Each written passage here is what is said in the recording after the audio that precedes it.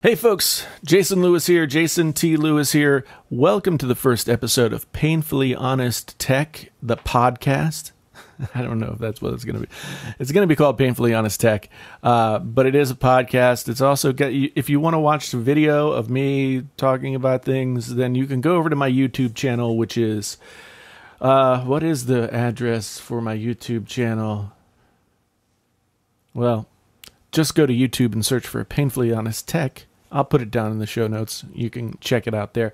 Welcome to the podcast. This is the first episode, so please be nice to me if things don't go so well. What am I going to talk about on this podcast? I'm going to talk about all different manner of things, tech, gaming, as well as reviews of tech and gaming stuff. That's kind of what I cover on my channel, and the hope I have is that this podcast will be a weekly sort of wrap-up of what's coming on the channel, what I've been thinking about during the week, and just sort of a one-stop shop for all that different kind of stuff. And so, without further ado, let's go ahead and get into what we're talking about here. So the first thing that I want to tell you guys about is what's coming to the channel this week. This week I'm going to be talking about the SteelSeries Arctis 3 headset. Got that in for review, and I've been checking that out. So that review is coming out early this week.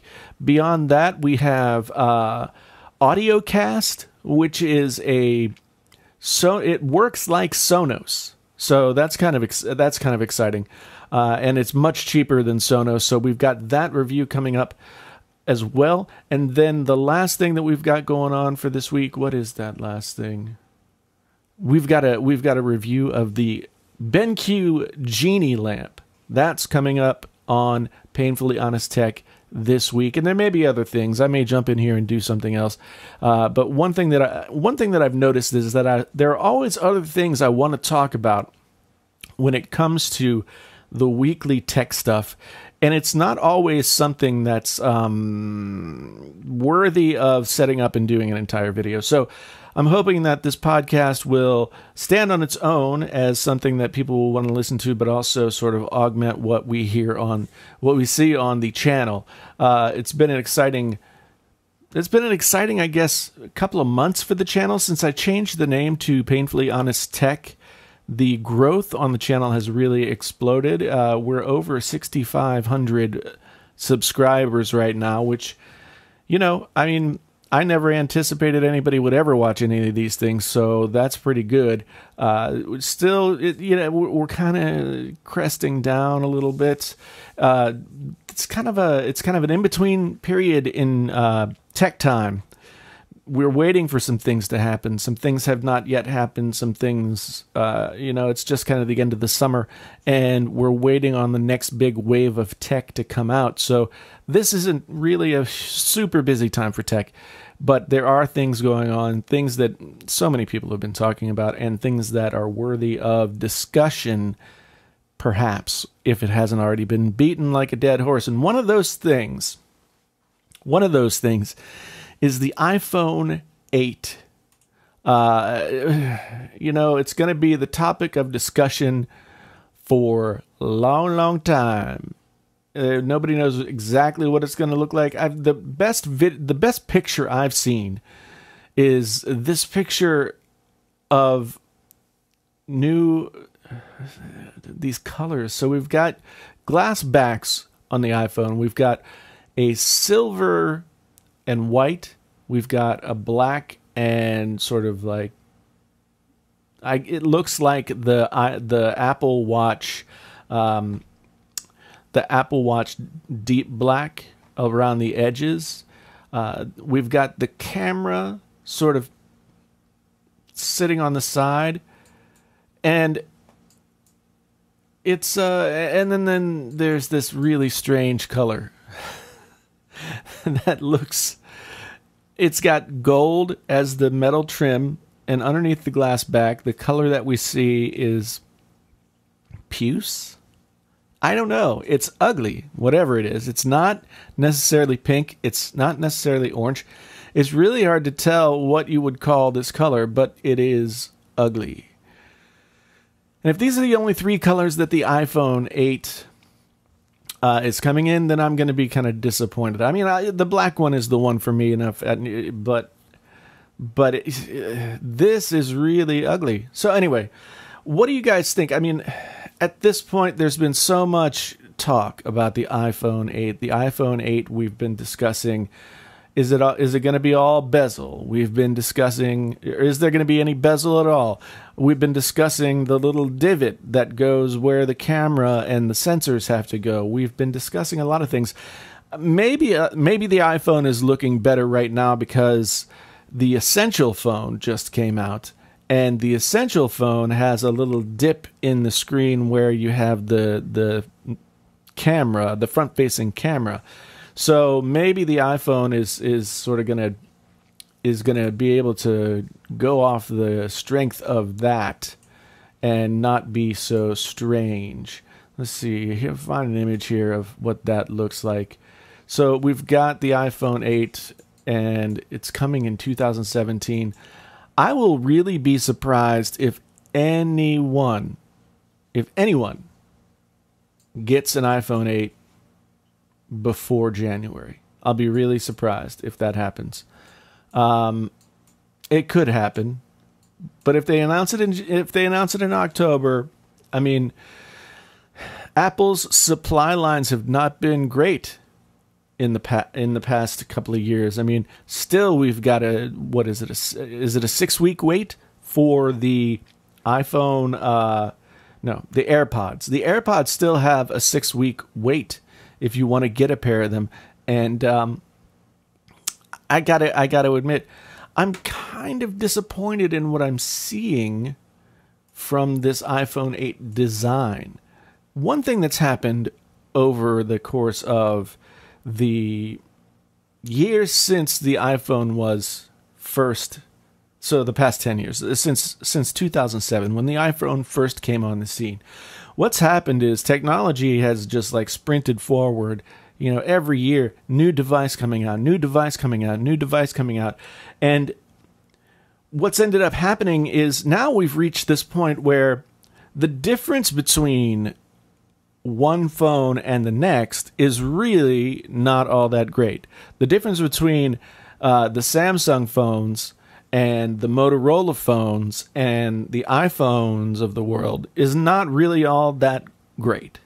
So we have, I guess, at least on the technology side, parity among all the phones that are out there. And now it's become just a personal choice. Which do you prefer? And I've talked about this on the channel a lot. But now the mistakes that companies are going to make are going to be mistakes of trying to do something different, not doing enough different. You know, it's going to be a fine balance where companies are going to try and grab customers away from other companies. But the playing field, by and large, is set. We know what to expect from mobile phones now. There's not going to be any new great feature that just sort of jumps onto the scene and everybody goes that direction. The iPhone had a huge lead for maybe the first 5 years of its run, and then as we got into the second 5 years of its run, that lead started to diminish. And now, iOS, Android, same kinds of functionality, same apps, same everything. So, if Apple wants to continue to really dominate the market, they're going to have to do something really special with this. And we are going to get an iPhone 7S Plus and a 7 Plus as well. I don't know. It's all very confusing to me now. And I got to be honest, I haven't been following all of the news because so much of it is just going to be, you know, a boondoggle. The thing that I'm interested in is seeing what does the iPhone come out and do differently. Now, I'll tell you what, if the iPhone 8 came out and it had a larger screen, in a sort of a plus model, etc., and it had like Apple Pencil if it had Apple Pencil compatibility, that kind of thing, I still think there's room to move in those kinds of mobile spaces where, you know, crossing over into sort of work and professional stuff. The Note 8 is coming out, and, you know, while the Note 8 really exploded onto the scene last year, sorry, I won't make any more Note 7 exploding jokes, at least for a little bit. But the Note 8 came out, the Note 7 came out, excuse me, and just, it was a great, great phone. And I think it presupposed what the Samsung Galaxy S8 was going to be. But still, there's nothing on the market that's been as good as the Note 8, in my opinion. I am at this point using an iPhone 7 Plus, and every once in a while I will get out my LG V20 and I will use that. But, you know, I didn't get a Pixel phone. I haven't gotten the new Moto phone. I always really liked Moto phones, but I think we've got a problem with the Moto Z line. The modularity thing is a great idea. The stuff that some of these Moto mods can do are great, but the problem that Moto has is that the phone is expensive. I think it's $720. It doesn't have the new Moto Z2 Force, which is a mouthful. The new Moto Z2 Force doesn't have as much battery. The mods are still expensive. The cheapest ones, which are battery packs, are $80. And then the better ones, the ones that you think would be cool to own, are way too expensive at, you know, the 360 camera and the Hasselblad camera sandwich thing. Those are $300. The projector is $300. I think that Motorola is not necessarily really understanding what people might want in mods from their phones. The JBL Sound Boost is the best mod that they have currently, because it takes a phone that has maybe some crappy audio, and this one does because it only has one front-facing firing speaker from the earpiece, and the rest of the phone is just, there's nothing there. So the sound boost really, really does improve. I used the Moto Z Force when it first came out, and I tried a bunch of the mods, and I really, really liked the idea behind them. I liked the style shells. I even got the Hasselblad to try out, but the pictures on the Hasselblad were not $300 better than what the phone itself could take. I don't care if it was 10 times optical zoom. And I didn't get a battery pack because the Z Force had a 3,500 milliamp hour battery, whereas now the Z2 Force has, I think, 2,750. So we've lost a huge amount of battery out of this, which almost makes you go out and buy one of those battery mods. And if Motorola is going to continue to force us to buy their products, at least in the Z line, buy their products, and then also have to buy the mods because they have crippled the phones themselves, Motorola/Lenovo is going to have a huge problem. And I've been a big, since Motorola came out with the Moto X, I've been a big fan of what they've been doing. They're very light touch on Android, as well as the idea that they can, they've put some really interesting features on top of Android that are very useful. I'm looking at you, Samsung. Useful features that have been added to Android. And I've really, really liked the way that their phones have worked. However, the Z line and the Z2 Force is kind of falling apart. The Z, and as well as the Z Play. The Moto Z Play, everybody loved that phone. It had a huge battery, and it got a huge battery life. It was a mid-tier phone, but it wasn't really anything that people really felt like they were losing anything. In fact, they felt like they were gaining. In fact, it had a headphone jack, whereas the Z Force didn't. The Z2 Play has a headphone jack, but it has a smaller battery, and they've made some other choices in that phone that have made it not as good as the original. So the Moto Z2 Force is not as good as the original Moto Z Force. And I can't imagine, anybody going out and saying, I want to spend $720 on a phone. You know, whatever that's going to come out to in a monthly payment, whatever, et cetera, et cetera. And then I'm going to put on top of that, I really want that 360 camera. I really want that Hasselblad edition for additional camera goodness. $600. I need a charging mod, so that's $80.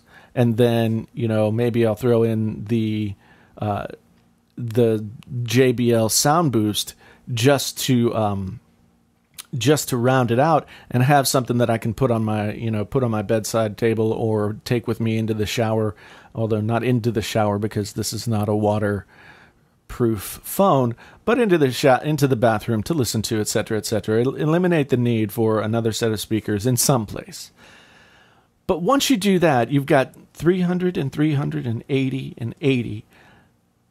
You're almost at, 80 and 80 is 160, 300, 300, 600. So you've got $760 worth of mods and a $720 or $750 phone, which my poor math skills tell me is over $1,400 to get into the ecosystem of the Moto Z2 Force world. I can't understand why, when they've said they're gonna cover these mods, they're gonna guarantee that they work for 3 generations. Now we're in generation 2.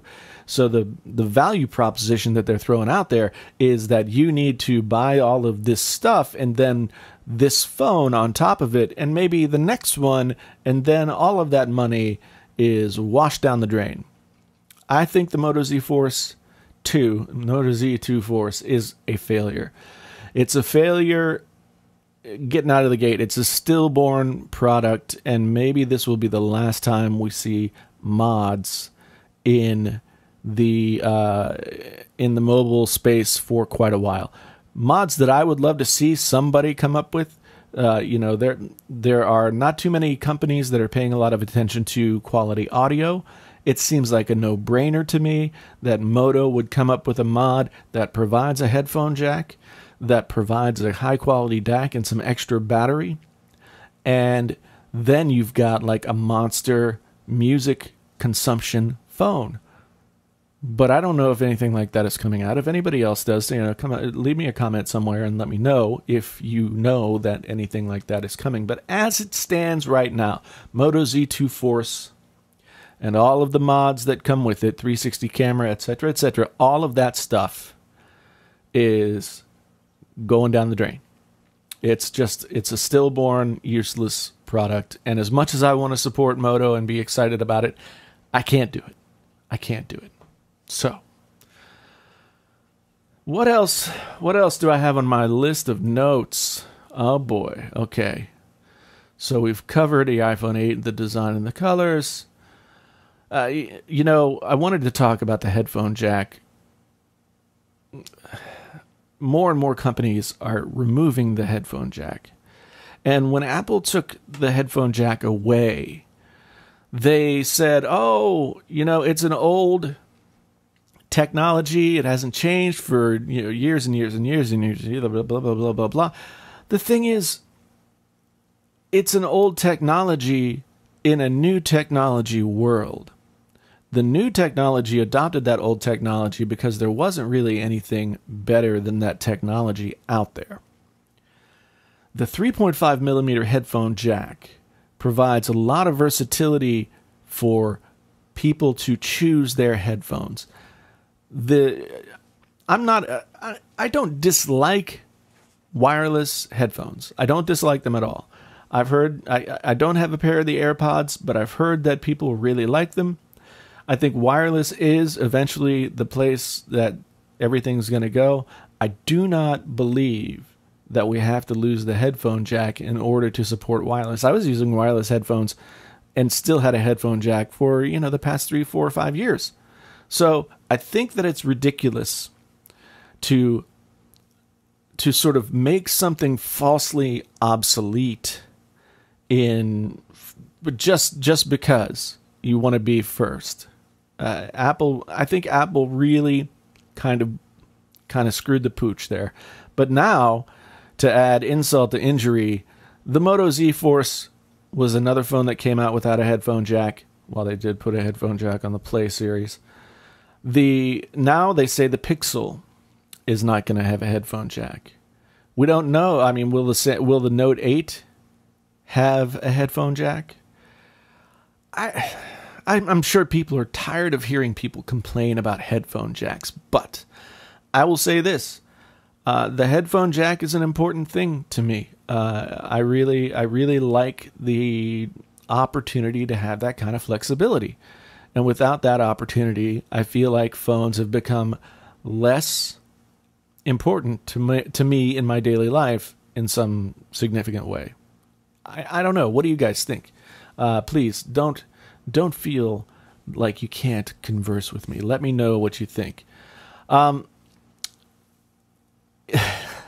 This seems like I'm the podcast where I'm just getting started by complaining about all the stuff that I think is never going to work. So we've talked about the Moto Z Force and mods. We've talked about the iPhone 8. We've talked about the loss of the headphone jack. And now let's talk a little bit about VR. I have a video on my channel where I talked about how I sold my PlayStation VR. And a lot of people got upset with me about that video. They said, oh, you're just not giving it enough time, dude. Hey, dude, you're just an old man. I don't know. I love it. I use it every day. Here's the thing. So I sold my PSVR. I went out and bought an Oculus Rift and the touch controllers. I am not going to say that the technology itself is not super cool, because it is. It's a super, super cool technology. It was a super cool technology in the early 90s when we first started talking about VR. Anybody remember the movie Lawnmower Man? Lawnmower Man was a movie about this, like, kind of, I don't know, this dude who got sucked into the computer and turned into a superhero because he was using virtual reality. Anyway, Lawnmower Man, a terrible movie, but if you like VR, maybe it's worth you checking it out. VR has been around for a long time, and a lot of people who are into tech are younger people. So in 1992 or 93, I think, whenever Lawnmower Man came out, a lot of you were maybe 2 or 3, if even that old at this point. This brings around to me how young I really am not, to tell you the truth. Here's the thing. VR needs to be something that we need to have. Basically, computers have to require VR, or console gaming has to require VR in order to have it permeate the market and grow. Right now, I was glad to see that Oculus dropped the price of their stuff down to $600. That makes it more attainable for more people, but think about it. You need a computer, and that computer has to be a pretty darn good one. So let's just say you're going to spend between $1,200 and $1,500 on a computer.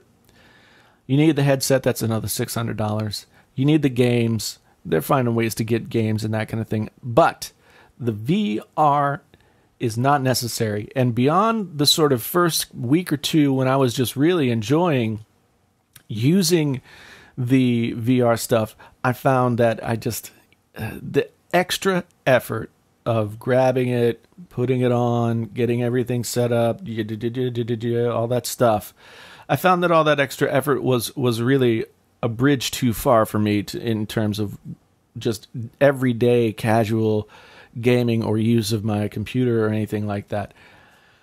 I don't know I know there are new games coming out.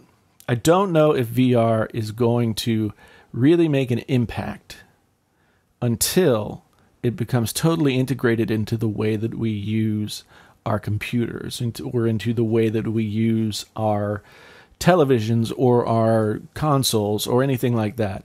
VR to me right now is like 3D movies.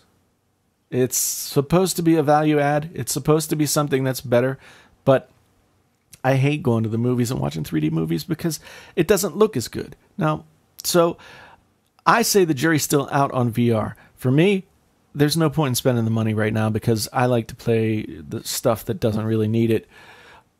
Maybe it's different for you, but I think VR is right on that precipice.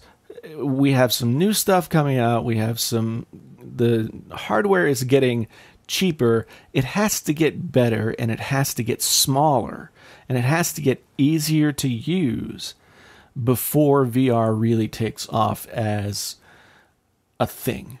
So right now, if VR can hold on for long enough, if they can sell enough units, and if the funding can hold out, maybe VR makes it. Maybe it becomes what it has the potential to be. But having been here before, we're closer, but we're not there. And VR might just be on its last legs. But I'm hopeful for it. So, last thing I want to talk about, tech related, is the launch of the Note 8, which I'm kind of excited for because I've always liked the Note series phones. I've had this love-hate relationship with Samsung devices where I get them and they're beautiful and I love them, and then after a couple of months they start to bog down. They're very fragile. And the Note 8 is going to be no different. I don't anticipate the Note 8 will have an exploding problem. I anticipate that it's going to take what the S8 and S8 Plus have done. It's not going to be much bigger than the S8 Plus. Honestly, I think the screen on it is going to be 6.3 inches, whereas the S8 Plus is 6.2. And then it's going to add that stylus. I don't know if I like edge-to-edge screens. I got fat fingers, and anyway, that's an aside. But the Note 8 will be launched on the 23rd, which is Tuesday, Wednesday. I don't know. Let's see. I got it here. Yes, the 23rd. So what is today? Today is the 20th. So Wednesday at the Unpacked event, the Samsung Galaxy Note 8 will be unveiled and released, and there'll be a ton of YouTubers who are there. I will not be one of them. It's weird. I got this email from Samsung that told me I wasn't one of the 50 people chosen to go to New York for the launch event. I didn't even know that I was in the running to be invited to the launch event. It was just a weird email. I don't quite understand where it came from or why or anything like that. But it's nice to be considered. However, I don't think that I can really just turn on a dime and make plans to get back to New York City in less than a week. Anyway, thank you, Samsung, for considering me. But I'll be watching from home, as will everybody else. Maybe that'll be part of the podcast next week. I think the Note 8 is going to be a great phone. I think that we are in this place where the iPhone is going to be delayed. The Note 8 is going to come out first. Samsung had an opportunity to really to really take away some market share from Apple last year, and with the Note 7 debacle, they just couldn't do it. But with where we are now, the Note 8, if it is just the perfect phone that everybody thinks it could be, it could steal some of Apple's thunder.